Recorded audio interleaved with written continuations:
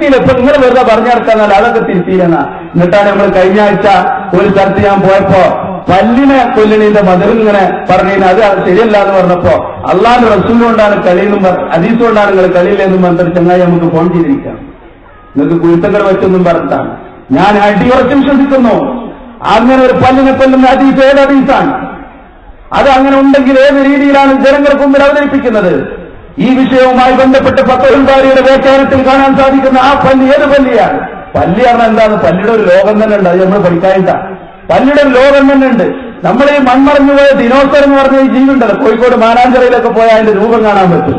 ആ സാധനം സാങ്കല്പിക ജീവി എന്നാ പറയുന്നത്. കമ്പ്യൂട്ടറാണ് അങ്ങനെ സാധനത്തിനുണ്ടാക്കിയ സിനിമയൊക്കെ കളിച്ചത്.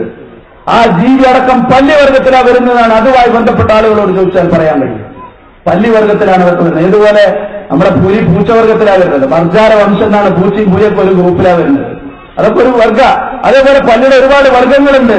റസൂലുള്ള ഈ ഉദ്ദേശിച്ചു പറഞ്ഞിട്ടുള്ള അങ്ങനെയുള്ള ഒരു മുസ്ലിമിന്റെ ഹദീസ് ഉണ്ടെങ്കിൽ ആ ഹദീസിൽ പറയുന്ന സംഗതി എന്തെന്ന് ചോദിച്ചാൽ, അന്നത്തെ കാലത്ത് ജനങ്ങൾക്ക് പ്രയാസം തെറ്റിച്ചിരുന്ന മാരകമായ ഒരു പല്ലിയെക്കുറിച്ചുള്ള ഒരു പ്രയോഗമായിരുന്നു.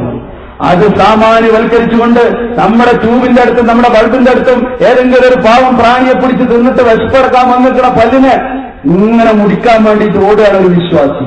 എന്തിന്? സ്വർഗം കിട്ടാൻ, എന്തിന്? പുണ്യം കിട്ടാൻ. എവിടുന്ന് കിട്ടിയ വിശ്വാസം? ഇതാണ് നമ്മൾ പറയുന്നത്.